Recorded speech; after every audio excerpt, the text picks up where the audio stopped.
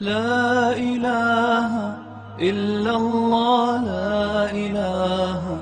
إلا الله اعوذ باللہ من الشیطان الرجیم بسم اللہ الرحمن الرحیم۔ خواتین و حضرات السلام علیکم ورحمۃ اللہ وبرکاتہ و مغفرتہ۔ پروگرام احکام شریعت اور قربانی سے متعلقہ مسائل کے ساتھ ایک دفعہ پھر آپ کی خدمت میں حاضری کا شرف حاصل ہے۔ پچھلے پروگرام میں آپ کو بتایا تھا کہ جب قربانی کا جانور لے کر آئیں تو بحکم حدیث اس کا اکرام کرنا چاہیے۔ اکرام کا مطلب ہوتا ہے تعظیم کرنا،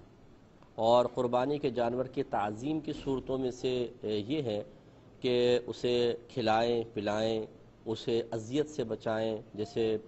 لے کے بھاگنا، اس کو مارنا پیٹنا کھینچنا کان مروڑنا، ان سب سے اجتناب کرنا ہوگا۔ یہ مطلب تعظیم کے منافی ہیں۔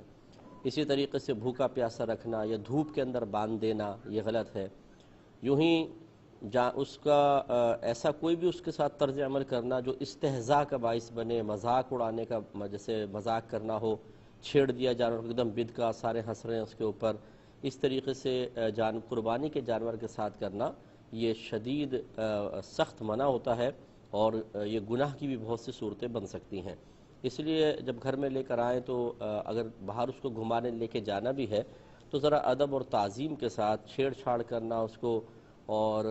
کسی بھی لحاظ سے باعث اذیت اور تکلیف بنتے رہنا شریعت اس کو ناپسند کرتی ہے۔ اور اچھی طرح یاد رکھیں کہ بعض اوقات انسان پر گناہ کرنا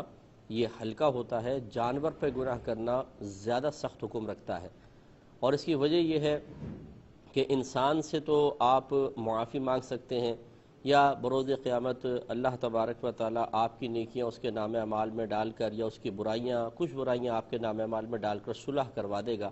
یہ ایسے واقعات بھی ہیں، یہ ہو سکتا ہے کہ یہ ہو جائے، ہر ایک کے ساتھ ہو یہ ضروری بھی نہیں ہے، لیکن ہو سکتا ہے۔ لیکن جانور جو ہے وہ اس سے نہ آپ معافی مانگ سکتے ہیں، اور نہ بروز قیامت آپ اپنی نیکیاں اسے دے کر، یا اس سے کوئی گناہ ہوتے تو وہ لے کر نجات پا لیتے۔ تو لہٰذا بہت سخت خطرہ ہے کہ اگر جانور پر ظلم کیا جائے تو انسان عذاب شدید میں مبتلا ہوگا۔ رحمت کونین صلی اللہ علیہ وسلم نے ارشاد فرمایا کہ بنی اسرائیل کی ایک عورت تھی جس نے اپنی پالتو بلی کو گھر میں باندھ کر رکھ دیا تھا، نہ اس کو چھوڑا کہ وہ چوہے وغیرہ کھا کے اپنا پیٹ بھر لیتی، اور نہ اس سے کچھ غذا وغیرہ دی، یہاں تک کہ وہ تڑپ تڑپ کر مر گئی۔ میرے آقا صلی اللہ علیہ وسلم فرماتے ہیں کہ میں نے اس عورت کو جہنم میں دیکھا کہ بلی اس کے آگے اور پیچھے کو نوچ رہی تھی پنجوں سے، یعنی کمر پہ پنجے مار رہی، جیسے چہرے پہ اس کے پنجے مار کے نوچ رہی ہے۔ یعنی اللہ تبارک و تعالیٰ نے، ہو سکتا ہے یہ عذابات قبر آپ کو دکھائے گئے ہوں، تو یہ قبر میں اس بلی کو ہی اس عورت کے اوپر مسلط کر دیا۔ تو اس لیے اپنے گھر کے بچوں کی تربیت کرنا ہماری ذمہ داری ہوتی ہے، بچوں کو سمجھائیں ایسا ہرگز کوئی فعل نہ کریں جس سے جانور کو اذیت اور تکلیف پہنچے۔ اسی طریقے سے یاد رکھیں کہ جانور کو گھر میں لے کر آئیں تو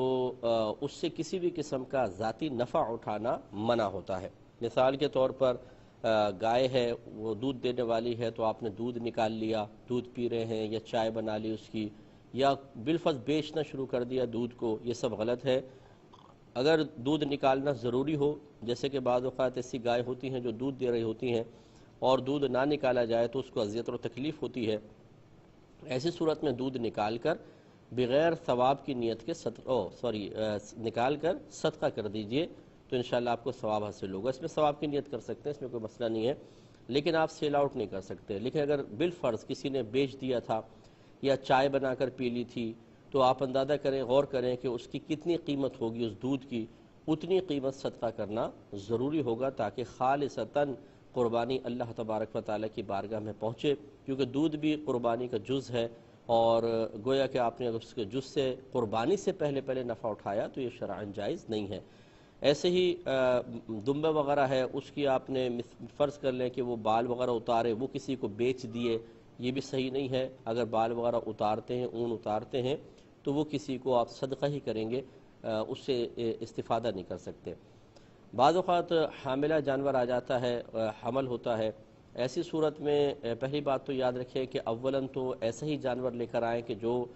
حمل والا نہ ہو، کیونکہ جو حاملہ گائے یا بکری ہوگی اس کی توانائی میں کافی کمی آ جاتی ہے، کیونکہ بچہ بہرحال توانائی کھینچ رہا ہوتا ہے ماں کی، تو بہتر یہ ہے کہ غیر حاملہ جانور لے کر آئیں۔ یا نر لے کر آئیں، اور بالفرض اگر آ ہی گیا ہے تو قربانی اس کی ہو جائے گی، کوئی اس میں گھبراہٹ کی بات نہیں ہے کہ جی حاملہ جانور آ گیا تو شاید اس کی قربانی میں کوئی فرق آئے گا، کچھ بھی نہیں ہوتا، آپ قربان کریں گے، بالکل قربانی انشاءاللہ اسی طرح اللہ تعالیٰ کی بارگاہ میں مقبول ہوگی جیسے غیر حاملہ جانور کی قربانی ہوتی ہے۔ ہاں لیکن اس میں کچھ مسائل یہ ہیں کہ بالفرض آپ نے جانور حاملہ تھا اور اس سے پہلے یعنی ذبح سے پہلے اس نے بچہ نہیں دیا، آپ نے ذبح کر لیا، پھر اس کے رحم نکلا جس میں بچہ موجود تھا، اگر زندہ ہے تو اس کو کاٹ کر اسے صدقہ کر دیں، اور اگر مر چکا ہے تو پھینک دیں۔ دوسری صورت یہ ہے کہ قربانی سے پہلے یعنی ذبح ہونے سے پہلے جانور نے بچہ دے دیا، ایسی صورت میں اس کو ماں کے ساتھ ہی ذبح کرنا ہوگا، اور بالفرض اگر کسی نے رکھ لیا، ماں کو قربان کر دیا، بعد میں مسئلہ پتہ چلا کہ ہمیں تو ساتھ ہی قربان کرنا چاہیے تھا، اور بالفرض قربانی کے 3 دن گزر چکے ہیں، تو ایسی صورت میں اب ذبح نہیں کریں گے بلکہ اس کو زندہ صدقہ کر دیں، اور اس میں سے کچھ کھا پی نہیں سکتے ہیں، مثال کے طور پہ کہ یہ نہیں کہ خود ہی کاٹ کے کھا جائیں، ایسا نہیں، بس صدقہ کر دیں اس کو۔ اور بالفرض اگر کسی نے قربانی کے 3 دن کے بعد اس کو کاٹا ہے تو اس میں سے جیسے بھی بتایا اب کھا نہیں سکتے ہیں، اسے صدقہ ہی کرنا ہوگا،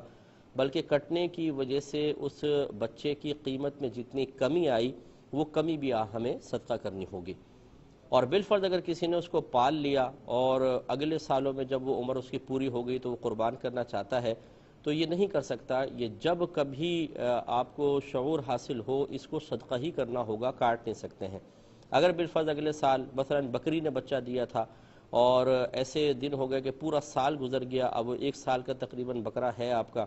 تو آپ اس کو ابھی بھی ذبح نہیں کر سکتے ہیں، اسے زندہ ہی صدقہ کرنا ہوگا، اور اگلی بقرعید پہ اگر اس کو بالفرض ذبح کر بھی دیا تب بھی اس میں سے کچھ نہیں کھا سکتے، پورا صدقہ کریں گے، اور جتنا کاٹنے کی وجہ سے قیمت میں کمی آئی اس کمی کو بھی صدقہ کرنا لازم ہوگا۔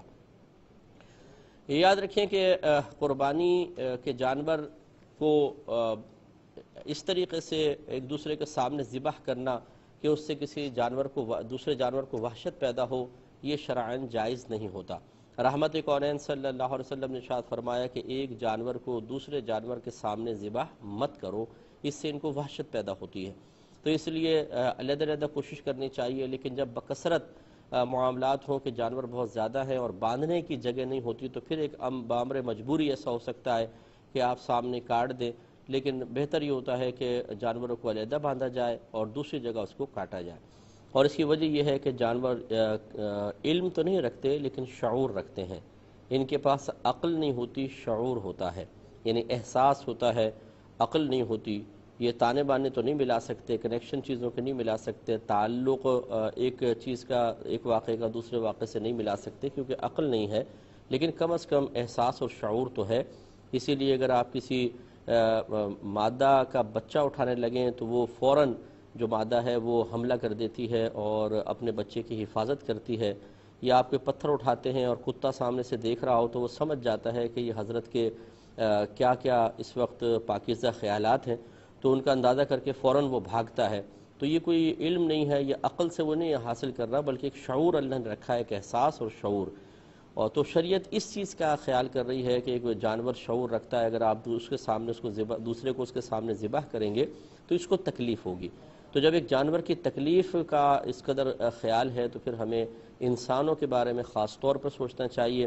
جان بوجھ کر کسی کے لیے باعث تکلیف بننا یہ شدید گناہ ہے، تو اس لیے وہ شوہر حضرات جو اپنی بیویوں پر ظلم کر رہے ہیں، وہ بہنیں جو شوہروں پہ ظلم کر رہی ہیں، وہ افسران جو اپنے ماتحت پر ظلم کر رہے ہیں، اور وہ ماتحت جو افسران بالا کو تنگ کیے ہوئے ہیں، ان کو بہت تنگ کرتے ہیں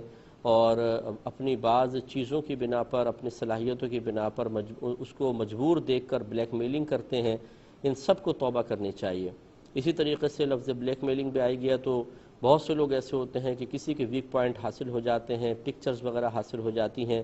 کوئی بھی ایسا ذریعہ اور سبب ہاتھ میں آ جاتا ہے جس سے وہ دوسرے کو بلیک میل کر سکیں، اس کے لیے زوال عزت کا سبب بن سکیں، تو سامنے والا ایک شدید قسم کی ذہنی اذیت میں مبتلا ہو کر، اور بیچارہ کبھی پیسے بھی دیتا ہے، کبھی مزید اپنی عزت کے زوال کا سبب بننے پر مجبور ہو جاتا ہے اور دوسرے کی نفسانی خواہشات پوری کرتا ہے، وہ آپ سمجھ رہے ہوں گے،